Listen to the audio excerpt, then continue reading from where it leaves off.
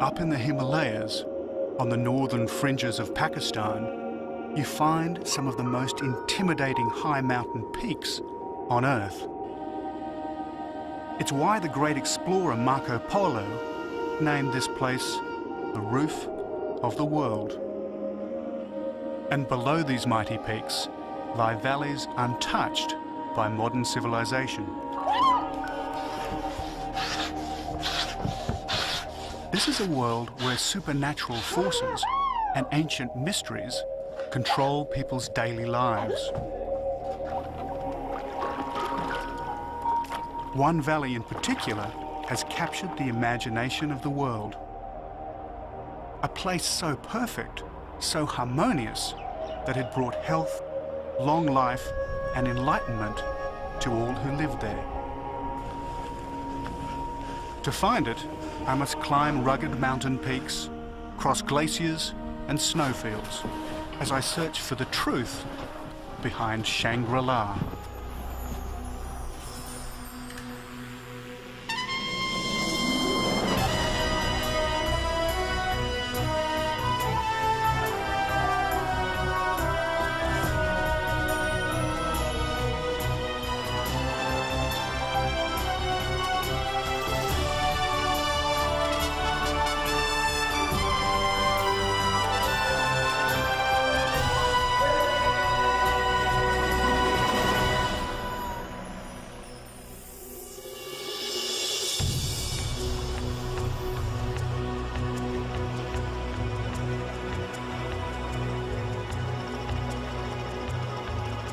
Hello, I'm David Adams, and this is the mighty Indus River. It flows from high in the Himalayas down across Pakistan. And up near its source, there's supposed to be a place called Shangri-La.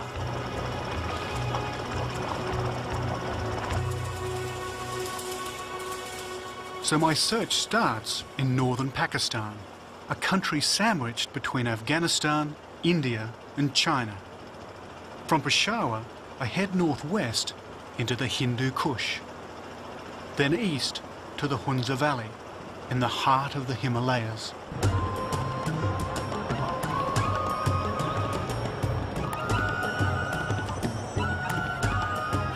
Peshawar is a frontier city, and that's what its name means, frontier town.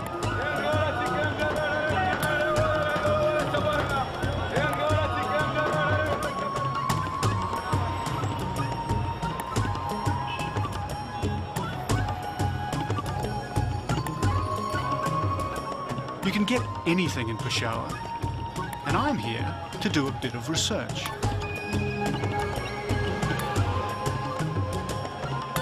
I'm looking for a book called Lost Horizon, a British novel that provides the inspiration for my journey. And in Peshawar, there's a shop that should surely stock books by British authors, the London Book Company.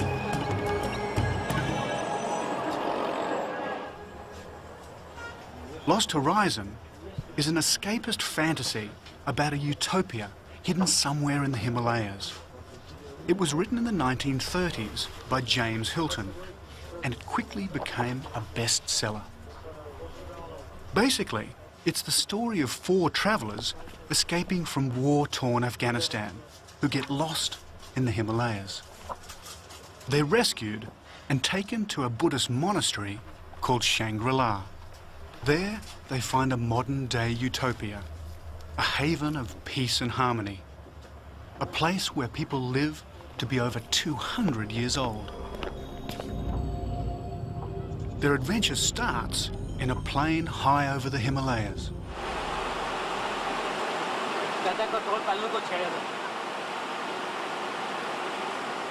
Of course, there was no Shangri-La. Hilton himself claimed it was a fictional place. But with the Western world on the brink of World War II, people wanted to believe it, and so a myth grew up. Maybe Hilton was hiding something. Maybe Shangri-La was inspired by a real valley, somewhere down there. Well, the only clue that James Hilton gives us as to the whereabouts of Shangri-La is to say that the plane flew past K2 and Nanga Parbat, 2 of the highest mountains in the world. After that, simply disappeared.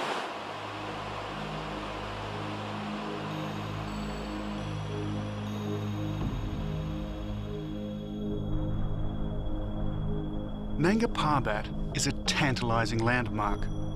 But for anyone who survived an aeroplane crash in the 1930s, the chances of survival up here would have been slim. They'd have had to trek through deep snowfields and treacherous glaciers. They'd have had to breathe in a rarefied atmosphere at altitudes of 20,000 feet, 6,000 metres or higher.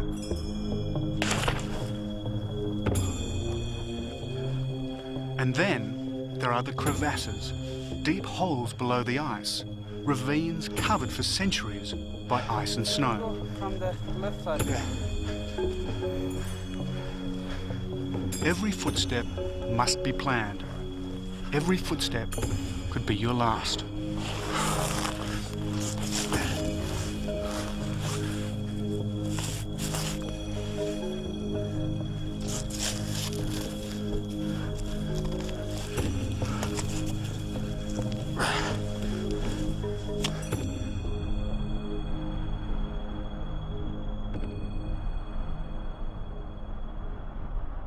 Nanga Parbat is the mountain that was James Hilton's last connection with reality. The place where the plane crash of Lost Horizon and the real world come together.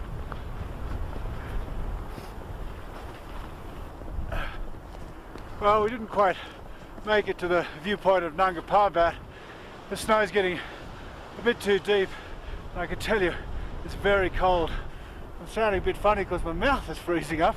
This is about -20. This is, without doubt, one of the most extreme places on Earth.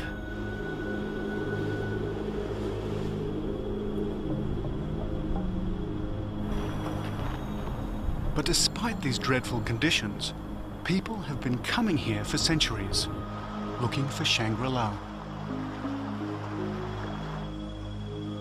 The first was Alexander the Great. 2,500 years ago, his armies came in search of the Fountain of Youth.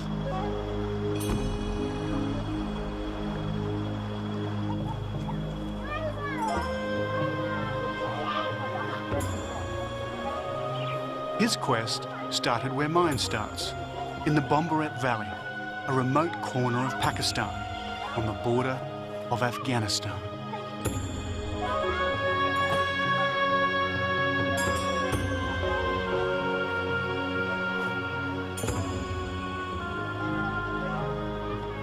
This is the home of a remote mountain tribe called the Kalash.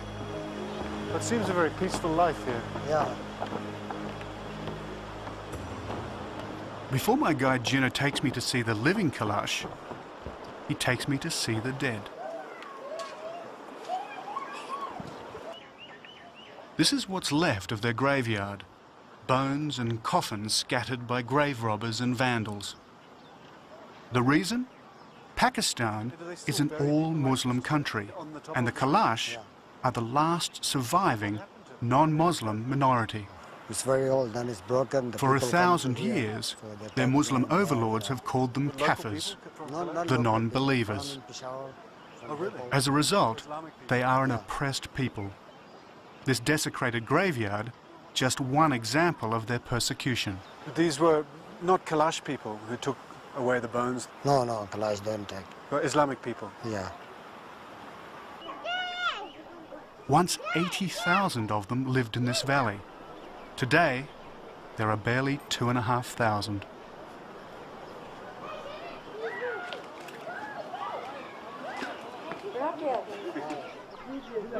If anything, the Kalash look more European than Pakistani. There's an amazing prevalence of blue eyes and blonde hair amongst them.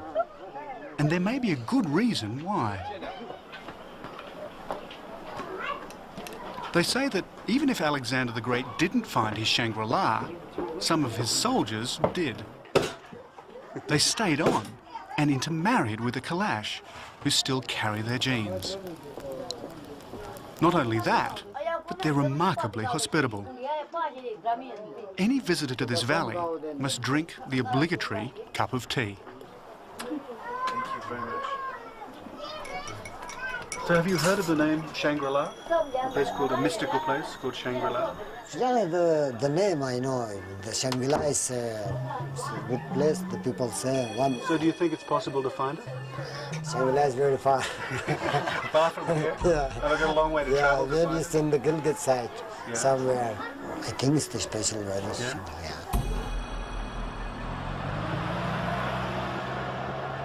So if I'm to find Shangri-La, I must seek elsewhere.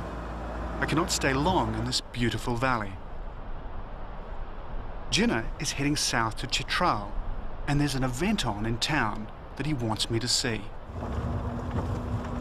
But there's another, more compelling reason why I must keep moving. As the great snow-clad peaks glow in the alpine light, they send out a chilling warning. Winter is approaching. My search for Shangri-La will be a race against time, as the early snows of the Himalayas threaten to cut me off and imprison me in this remote corner of the Hindu Kush.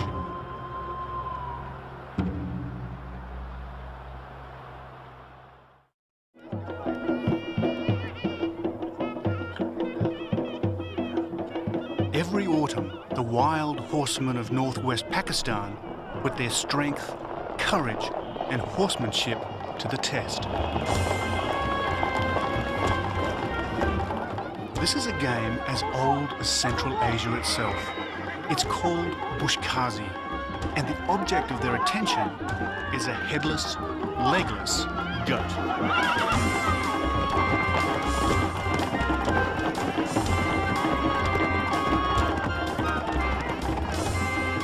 I'm in the frontier town of Chitral, up near the Pakistan-Afghan border.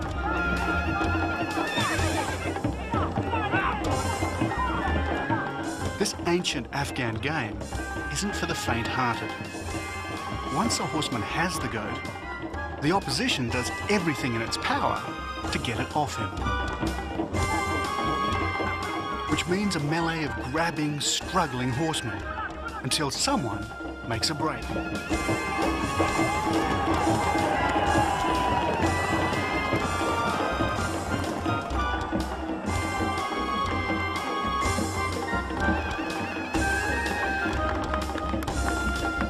As far as I can see, there are few rules. Anything goes. Jinnah tells me a lot of old scores are settled on the Bushkazi field.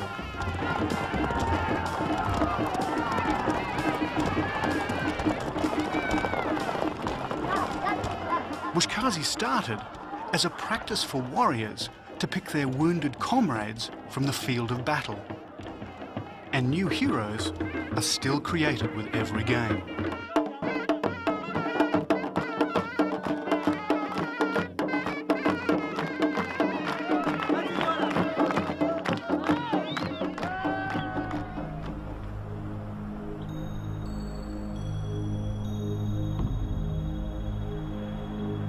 But if I'm to find Shangri-La, I must keep moving.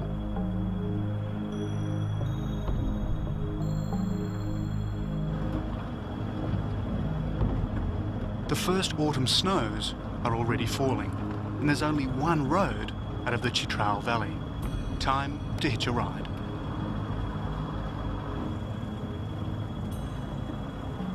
We're just coming up to the Lowry Pass, which is about 2,800 metres high. About 4 or 5 months of the year, it's cut off by metres of snow. And that's what makes these valleys so separate from each other and why the cultures are so different, because you just can't travel for many months of the year. It should be open now, even though it's November and the snows have started to fall, but you just never know in this country if you can get through or not. I've now left the Hindu Kush, and I'm entering the Himalayas proper. My destination is the Swat Valley. That's if we ever get over this pass.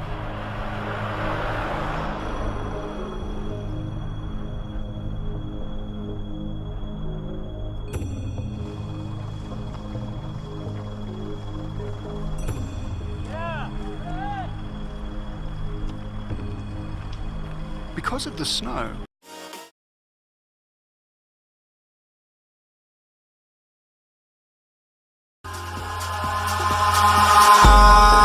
eyes in the sky, gazing far into the night. I raise my hand.